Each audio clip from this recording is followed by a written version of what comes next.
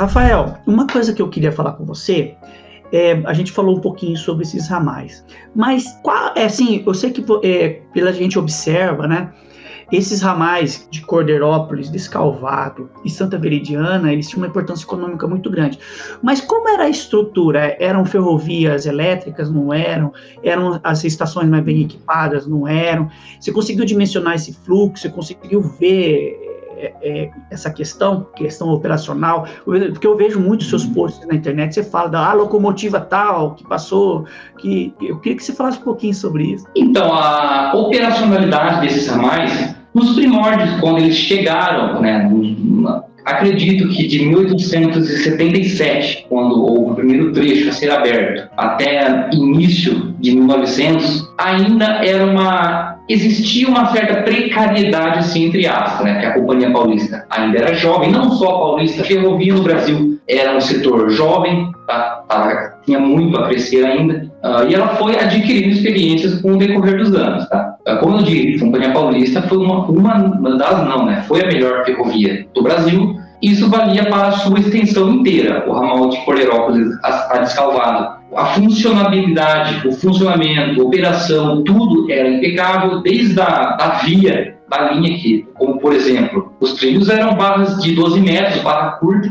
e era num nível só, não tinha dilatação, não tinha relevo, não tinha um mato na linha, era impecável. O horário era todos pontuais, tá? Essa velha história que a gente conhece de acertar o relógio com o apito do trem, realmente não é mentira, tá? Dava para se acertar sim, porque se ele tinha que apitar para sair de Cordeirópolis a meio-dia, ele ia apitar meio-dia, não era nem um minuto a mais, nem um a menos, fato, tá? Então, desde a pontualidade, prestação de serviço, qualidade, segurança, a Companhia Paulista, não só nesses ramais, mas acredito que inteira, é uma coisa que não dá para se discutir, tá? Começou a ficar um pouco mais nítido essa desandança, desde horários, corte de trens, qualidade, a partir do final da década de 70, né? Que já não mais na mão da Paulista, já na mão do Estado, na FEPASA, né? E a partir desse momento que o negócio começa a desandar bem, né? Mas bem antes disso o negócio já estava meio desleixando, né? Uma questão interessante que no começo era a vapor. Quando começou a parte elétrica, você sabe dizer? Ou não? Então, esses ramais não operaram tração elétrica. A tração elétrica era na linha tronco, Jundiaí a Triagem Paulista, ou Jundiaí a Cabralha, né? Houveram planos da implantação da tração elétrica de Cordeirópolis até Pirassununga, aí de Pirassununga para frente, ramal de Santa Veridiana ou Pirassununga Descalvado ficaria no vapor. Acredito que os últimos projetos dessa ideia de se eletrificar o ramal de Descalvado se deu no final da década de 40.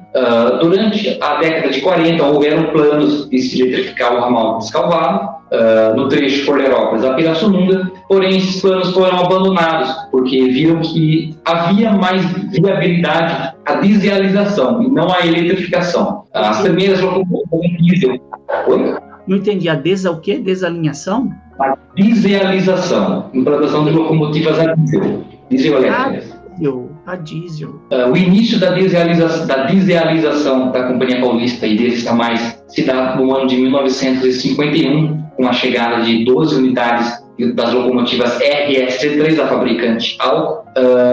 Isso duraria até 1953, onde a Paulista adquire mais 3 unidades também de locomotivas a diesel, também da Alco, modelo PA2, popularmente apelidada aqui no Brasil como Jaburu. Os ferroviários apelidaram essa locomotiva de Jaburu.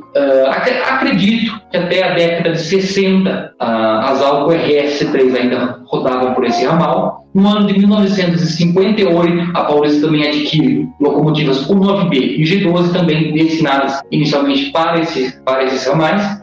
Mas até esse momento, locomotivas a vapor e diesel trabalhavam juntas, em conjunto nessas linhas. Nossa, que doideira! Então, por exemplo, os últimos trens foi década de 70 e ainda era ou a vapor ou a diesel, não tinha parte elétrica e tal. Então, nesse período, as locomotivas elétricas trabalhavam na linha tronco, na linha principal, né? Nesse ramal, especificamente, de 51, em 1951, começa a operar as primeiras locomotivas a diesel, Até 1968, havia locomotivas diesel e vapor trabalhando juntas, tá? Porque entre 1968 e 69, as locomotivas a vapor são desativadas por completo. Em 67, a Paulista faz a compra das locomotivas LEW, L-E-W, com a finalidade de substituir as locomotivas a vapor, tá? Porque desde a década de 50, a Paulista já estava a desativar as Marias Fumaças, né? Então, quanto mais diesel chegava, mais vapor eram desativadas, tá? Mas elas trabalharam juntas, sim, até por volta de 68, 69, mais ou menos.